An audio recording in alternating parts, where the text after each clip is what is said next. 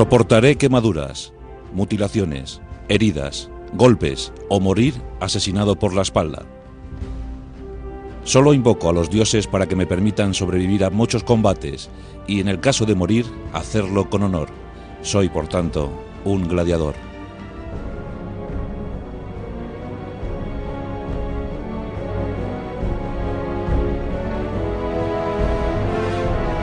Gladiador, del latín gladiator, es decir, el que lucha con la espada.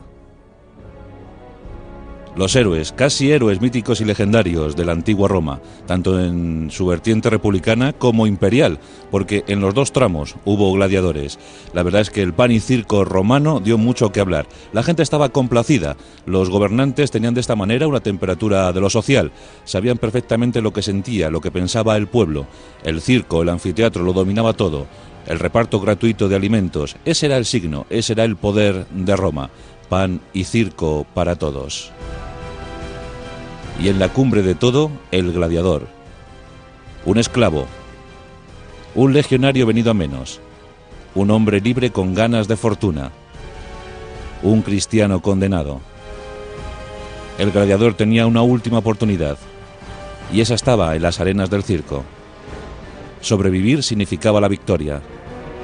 Morir, acaso acabar con una vida de desgracias. Los gladiadores fueron héroes y villanos, pero entraron por méritos propios en la leyenda. Tal fue su fama, tal fue su esplendor, que incluso se pensaba que la sangre de gladiador tenía tanta calidad que podía curar enfermedades como la epilepsia. Era frecuente entre los patricios romanos tomar sangre de gladiador para curar sus males. A ese punto llegó la repercusión de los gladiadores, esta noche protagonistas en nuestros pasajes de la historia.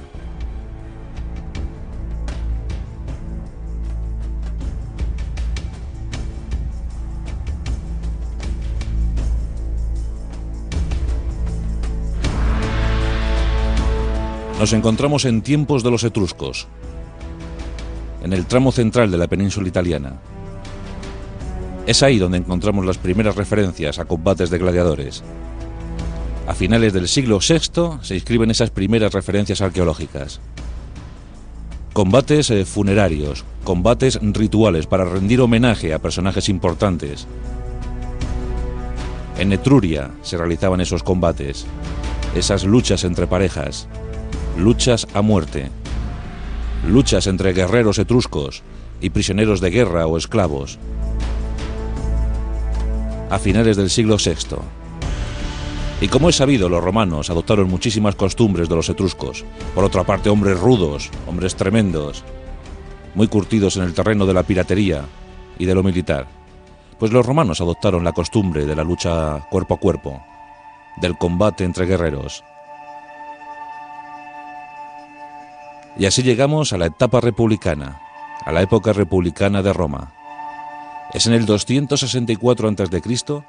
cuando encontramos un combate entre tres parejas de gladiadores, un combate a muerte, en los funerales, por un tal Junos Brutus. El homenaje a la muerte. Homenaje al hombre célebre. Después de morir, la muerte. Las luchas entre gladiadores se expanden a medida que también lo va haciendo la incipiente República Romana. Y así, en el 206 a.C., en Hispania encontramos el primer combate registrado en este país, en este territorio. Y es precisamente Publio Cornelio Escipión, el africano, el que reúne tres parejas de gladiadores para rendir tributo a la muerte de su padre y de su tío, fallecido recientemente. Es el primer combate entre gladiadores aquí, en Hispania, en el 206 a.C. La batalla de Zama estaba próxima. Mientras que Aníbal esperaba, Publio Cornelio Escipión el africano rendía homenaje a sus muertos. Los gladiadores venían de las extracciones más humildes, más pobres. Se utilizaban esclavos, prisioneros de guerra, pero como hemos dicho anteriormente, también muchos hombres libres, humillados o escasos de fortuna, buscaban ganar unos estercios siendo gladiadores. Con Julio César llegó el impulso definitivo. A Julio César le gustaba mucho utilizar gladiadores en sus juegos. Fue, además, yo creo que el condimento imprescindible para sublimar su figura. Los romanos disfrutaban enormemente con estos juegos. Juegos en principio dedicados pues a los dioses de la agricultura. Cualquier pretexto era bueno para organizar unos juegos. Atletas, carreras de cuadrigas, de vigas, de trigas. Y así llegaron los gladiadores. Y esto fue lo que fascinó al pueblo de Roma.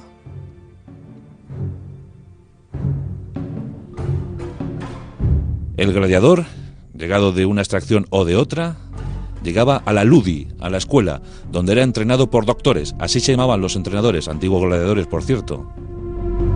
Los gladiadores vivían a cuerpo de rey. Se especializaban en diferentes armas, diferentes defensas, diferentes formas de atacar y matar. La vida media de un gladiador se estimaba en unos 6 meses. Eso es lo que venía a durar más o menos. Pero mientras tanto, el oropel, los fastos, las mejores cenas. Antes de cada combate, en la noche previa a esos combates, los gladiadores disfrutaban de una magnífica cena y además también podían acceder a los placeres del sexo. Lo mejor para el gladiador, lo mejor para el ser adorado por el pueblo. Debía recibir el mejor entrenamiento, la mejor forma de vida posible. El gladiador hacía testamento.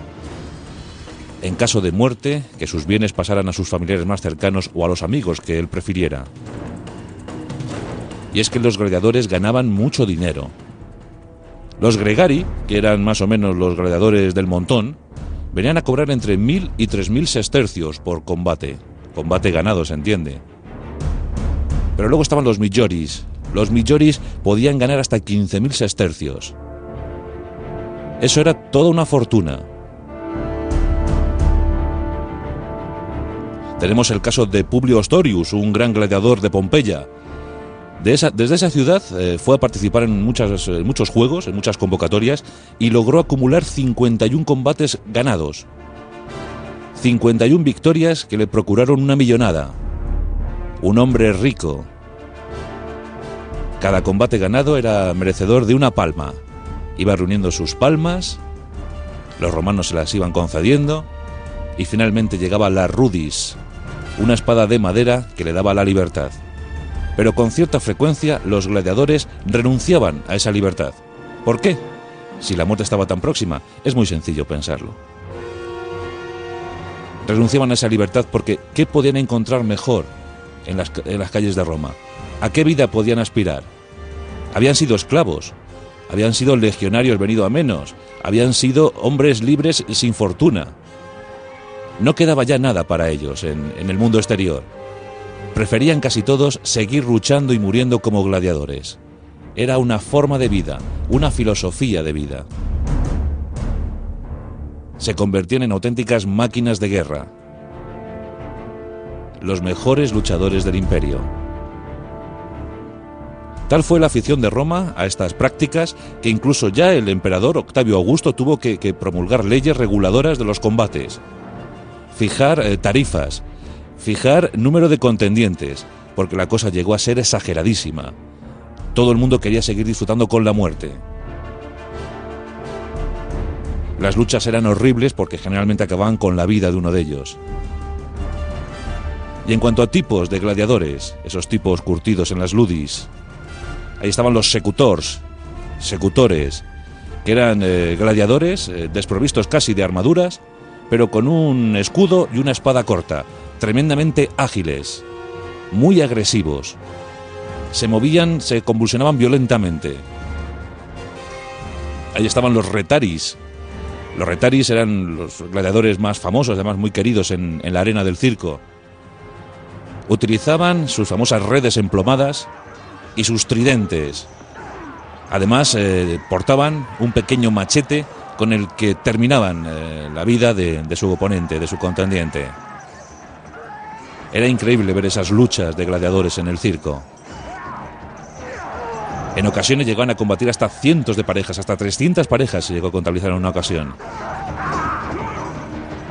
Los gladiadores salían al circo. Era una procesión multicolor, con diferentes armaduras, diferentes defensas, diferentes armas. Desfilaban. La gente aullaba, la gente cruzaba sus apuestas. Todos estaban dispuestos a ver el ritual mortuorio, el ritual de muerte. Era la gran atracción de Roma. Desfilaban entre ellos, se ejercitaban con espadas de madera. Era tremendamente vistoso. Y ante ellos, el César. El César, el Imperator. El máximo exponente, la máxima cabeza del imperio. Más no se le podía pedir a una civilización como aquella. Las decenas de combatientes miraban fijamente a su César y levantando el brazo armado lanzaban su famoso saludo: Ave Imperator, moritur in te salutan.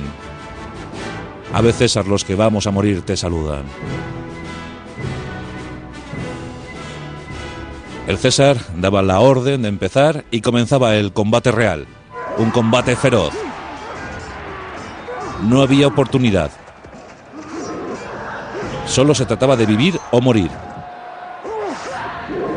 A veces los combates duraban horas, hasta que finalmente los dos guerreros caían rendidos, llenos de heridas, cubiertos por la sangre. Era difícil saber entonces quién había ganado. Tremendamente difícil, pero si uno de ellos se levantaba, miraba al público y pedía la aprobación para su acto. El público, en ese caso, si le había gustado el combate, decía, levantando su pulgar y agitando sus pañuelos: Nisum. Nisum significaba vida para el vencido. Lo más frecuente era que el público dijera Jugula. Jugula significaba degollamiento. En ese caso, el pulgar miraba hacia el suelo. El gladiador vencedor debería acabar con la vida del vencido. Y lo hacía efectivamente, degollándole. Antes habíamos enunciado algunos tipos de gladiadores, pero había muchísimos. Por ejemplo, ahí estaban los mirmillones. Los mirmillones utilizaban el escudo galo y la espada larga. Eran muy fieros, muy contundentes. Y los esedaris eran jinetes y también además conducían carros de combate, carros de guerra.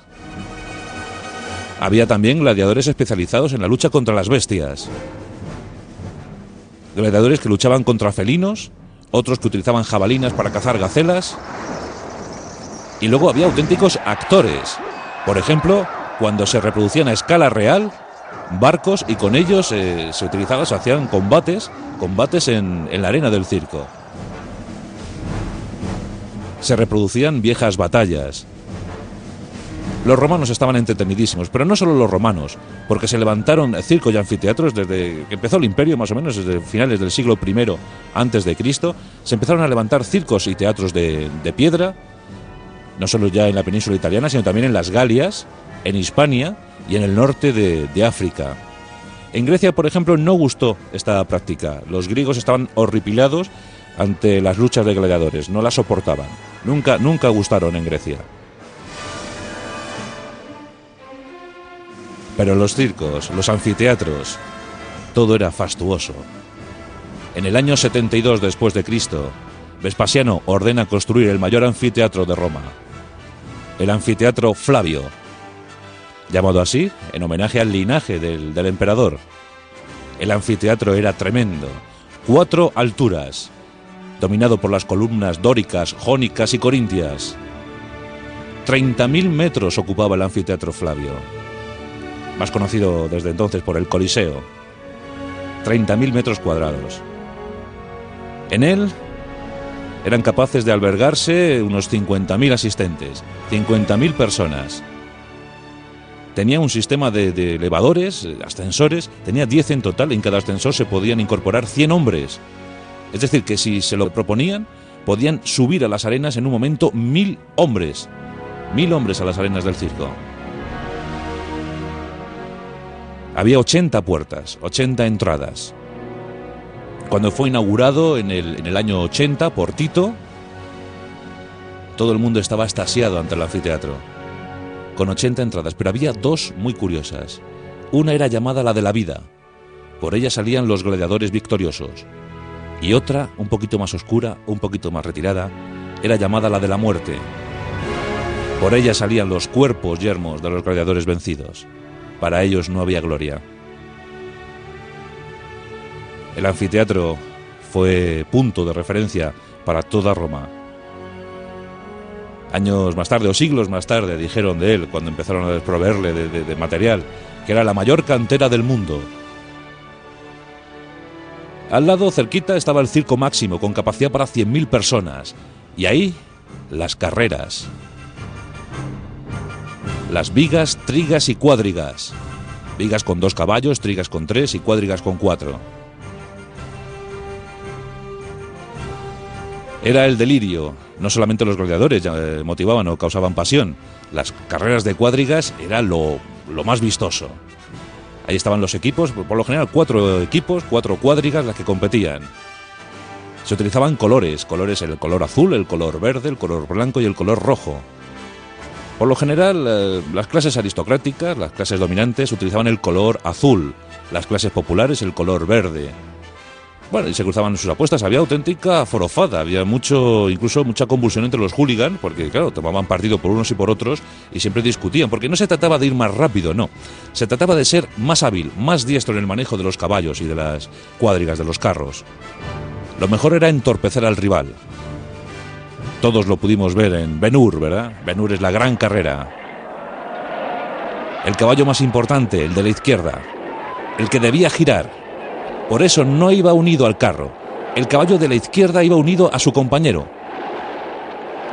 más inmediato. Había corredores extraordinarios. Uno de ellos, de origen lusitano, llegó a ganar más de 1.460 carreras. Consiguió hacerse con un patrimonio de más de 35 millones de sestercios. Vamos, ni siquiera juntando el patrimonio de 2 jugadores como Zinedine Zidane, podemos imaginar algo parecido. Diocles, ese era su nombre. El auriga más famoso de toda la historia, lusitano como Viriato.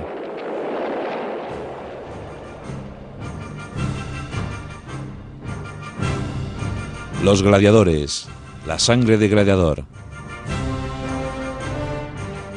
En el anfiteatro Flavio se dieron cita las luchas más terribles, por ejemplo, como aquella del año 107. El emperador Trajano llega después de su gran victoria en la Dacia. Quiere celebrarlo y proclama juegos, proclama una gran fiesta, 137 días de juegos. Se van a reunir 5.000 parejas de gladiadores, 10.000 hombres, por tanto, dispuestos a morir. Durante 137 días se estuvieron literalmente masacrando, para mayor gloria del imperio. Fue la mayor convocatoria. Por lo general, los juegos de gladiadores, los combates de gladiadores, eran organizados por el gobierno de las diferentes ciudades. También había empresarios privados que convocaban a la ciudadanía y cobraban una entrada. Cuentan que el emperador Tiberio llegó a contratar una terra de gladiadores por la cifra nada despreciable de 100.000 sestercios. 100.000 sestercios. Dilapidaban fortunas, pero es que disfrutaban enormemente. Los ciudadanos romanos, y además llegados de otros lugares de la península, hacían colas interminables para coger los mejores asientos. Llegaban con alimentos para que nadie les quitara el sitio. Una vez dentro del anfiteatro, había incluso grupos de marineros y de esclavos que desplegaban enormes telas para que no les diera el sol, para que procurara en esas telas sombra. Imaginad la situación, un anfiteatro que ocupaba 30.000 metros cuadrados. ¿Cómo debían ser aquellas telas? Aquellos velorium. Y luego había casos patéticos. Es el caso del emperador Cómodo. A Cómodo lo habéis conocido en Gladiator. Bueno, la historia de Gladiator es bastante falsa. Lo único cierto es que era hijo del gran emperador Marco Aurelio. Cómodo era un hombre muy dispuesto a luchar, le gustaba mucho el circo, le gustaba mucho ir a la arena, pero le gustaba participar como gladiador. Él mismo se arrogaba el derecho de haber vencido en 735 combates de gladiadores. Se autoimpuso un laurel que le denominaba como vencedor de 1000 gladiadores. Cómodo siempre afirmó que era descendiente directo de Hércules. Por tanto, se disfrazaba de Hércules, llegaba a las arenas del circo y allí pues se dedicaba a asesinar a los pobres incautos, pobres prisioneros, disfrazados de animales. Le encantaba asesinar. Finalmente, él también murió asesinado por un atleta, Narciso. Narciso era amante a su vez amante de Cómodo. No estaba mal este trinomio. La lucha contra las fieras. En ocasiones subían en el mismo elevador el felino y el gladiador, y ya subían a la arena luchando. Una imagen muy hermosa, decía. El propio Trajano sacrificó más de 1000 fieras en su gran fiesta. Siempre esos cazadores en el norte de África traían leones, panteras, toda clase de felinos, pero hasta osos también se utilizaron, toros, perros, todos los animales que os podéis imaginar. Cristianos también fueron utilizados como carne de cañón. Las matanzas de cristianos eran frecuentísimas. Finalmente Constantino en el siglo IV empieza a tomar medidas muy severas para evitar tanta carnicería, aunque no se le hizo mucho caso. Fue Honorio en el año 404 quien finalmente prohibió las luchas de gladiadores. Hasta entonces, miles de hombres habían muerto en las arenas del circo. Otros tantos que habían obtenido la libertad, incluso muchos de ellos denegando esa propia libertad para seguir combatiendo. Era su única forma de vida. ¿Qué podían hacer? Hay casos célebres de gladiadores, como el propio Espartaco, un tracio. Además, ese era el nombre que utilizaban algunos gladiadores, los tracios. El tracio utilizaba una ródela, una especie de escudito, con una espada muy corta. Pues Espartaco era un tracio. Espartaco se había formado en las escuelas de gladiadores de Capua, y de allí se había escapado con 70 compañeros, a lo más intrincado del Vesubio en el año 74. Pronto, más de 10.000 esclavos se unieron a su causa. Durante 3 años asolaron el sur de Italia. Pretendían escapar, unos dicen que a las Galias, otros dicen que a África. Lo cierto es que al final la desorganización y el potentísimo Craso, con sus legiones, acabaron con Espartaco. Desde el sur de Italia hasta Roma, 6.000 hombres que habían seguido al gladiador Espartaco fueron crucificados. El imperio más violento de la historia. El imperio romano. Y sin embargo, el que más y profunda huella dejó. Y los gladiadores, uno de sus símbolos. El pan y el circo de Roma. La temperatura de una sociedad. El mito de unos grandes luchadores. Y brindando con ellos, nos retiramos discretamente porque están viviendo su última noche. Están pensativos. Están imaginando cómo será el día siguiente. Están intentando saber cómo acabarán sus días. Intentando dilucidar qué tipo de armamento emplearán en esa mañana. ¿Acaso una espada corta? ¿Acaso una lanza? ¿Una larga? ¿Qué tipo de defensa me pondré? ¿Cómo miraré a mi enemigo? ¿Cómo intentaré matarle? ¿Qué haré si los concurrentes bajan el pulgar? La vida del gladiador. La vida en definitiva del mundo antiguo. Morir o vivir matando. La Rosa de los Vientos, con Juan Antonio Cebrián.